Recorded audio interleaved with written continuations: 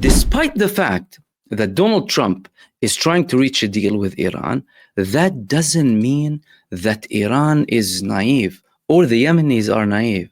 As a matter of fact, the Yemenis said, if they try and attack us again, there any excuse, we'll be attacking them immediately. Everything is prepared. And they're still approaching the United States administration with the same tone. Is Iran naive? Iran is not naive. Recently, they published this footage here, a full video of them, a recent video of them taking footage of the aircraft carriers in the Red Sea, in the region, all of the aircraft carriers of the United States, without the United States declaring that they have been monitored by Iran. They're doing that simultaneously with them having talks with the United States about reaching a deal. What is Iran saying here? Well, Iran is saying, it's nice that you want to reach a deal. We want to have a deal too, a fair, good deal. But we're seeing what you're doing. We know where you're going. We know your moves in the region, and you're under our radar. And this is not the first time that Iran published footage of them monitoring American warships in the region and aircraft carriers.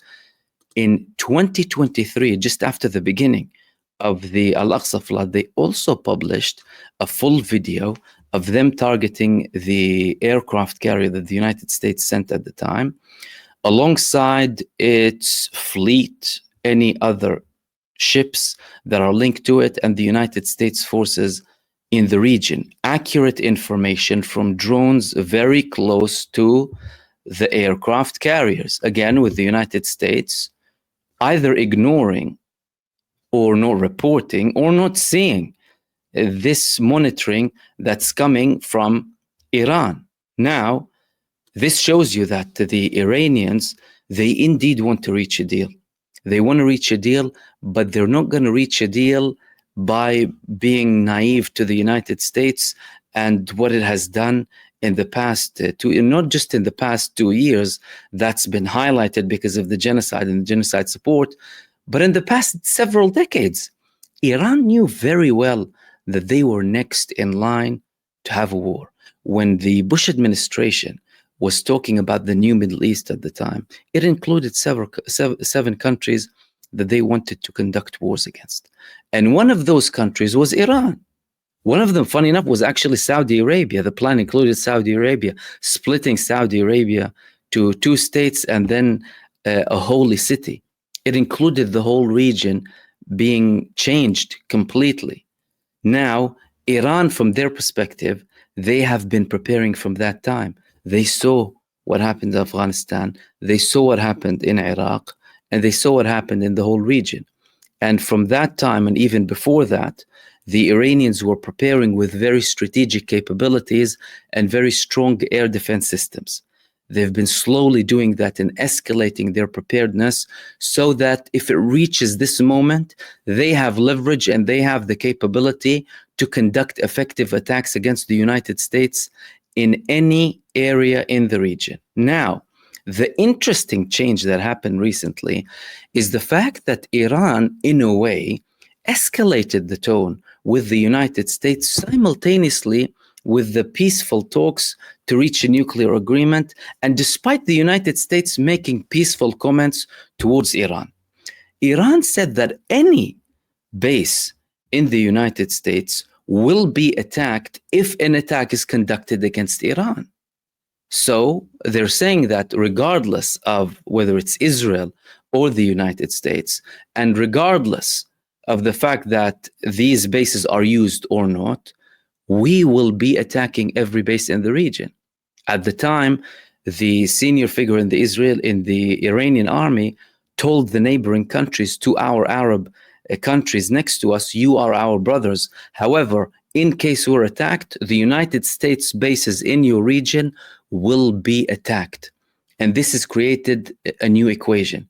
The equations that are being created now by Iran and by Yemen are not in the favor of the United States, nor in the favor of Israel. And people need to recognize this. What Yemen is doing now with the new equation against Israel, having not only naval siege, but also an aerial siege on Israel. And despite them escalating the siege to be an aerial siege too, the United States withdrew from the equation.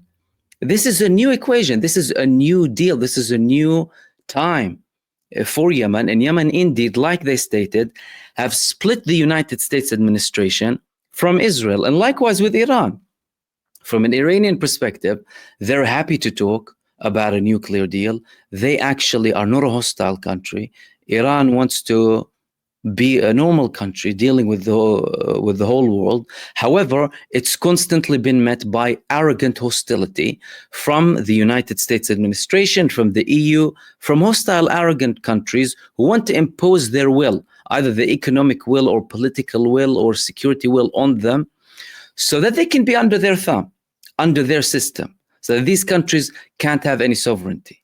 However, the United States is clearly seeing that slowly all of this is changing with the rise of the BRICS, with the rise of Russian power and Chinese power, Iranian power, regional and global players too. All of this is changing. And there's so much they can do to impose any sanctions on them, because the BRICS as an organization, as a group of countries, already created a mechanism to have a backdoor, a way out of any sanctions that are coming from the United States. And that was clearly visible from the VE Day celebrated in Russia several days back.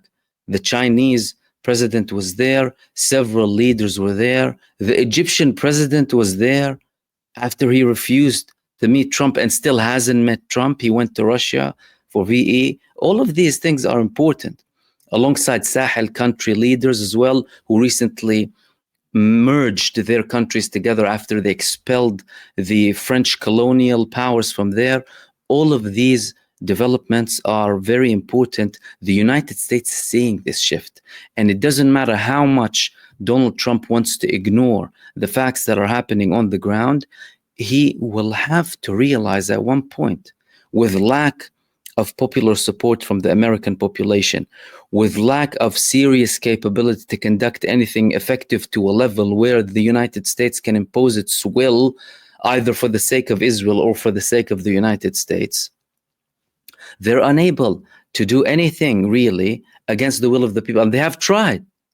Donald Trump said clearly, we gave them hard blows, right? They carried out many strikes against Yemen. But did Yemen submit? Did Yemen surrender? No. And as a matter of fact, and thankfully, it has been revealed that there were even talks from over a year and a half ago, from just after the United States started the operation against them, because they didn't necessarily want to go on all of this campaign for the sake of Israel if they can do it by just talking or threatening. The Yemenis said clearly the United States came with very high demands initially, therefore there wasn't a deal. But now we reached a stage, especially with Donald Trump seeing the level of arrogance of Benjamin Netanyahu against him. He told him, we will give up the whole thing in the Red Sea and you can go and face their wrath. And that's what's happening. Now, more of these developments are going to be revealed after Trump's visit. Trump is expected to visit Saudi Arabia. Trump is expected to visit Qatar. And in the meantime, there are reports of serious pressure coming from the United States administration for Israel to reach a deal when Trump is here, because Trump, again, he wants to be viewed, as the peacemaker. He's looking for a Nobel Peace Prize. He wants to be seen as a person, who gets the deals done. And Netanyahu isn't really playing ball with him, because both of them have quite similar personalities: egocentric, megalomaniac, psychopathic, narcissistic traits. So that's a clash, apart from the things that are happening on the ground. However, after Donald Trump comes, there will be even more clarity as to where things are going in the next coming months and in the next coming years.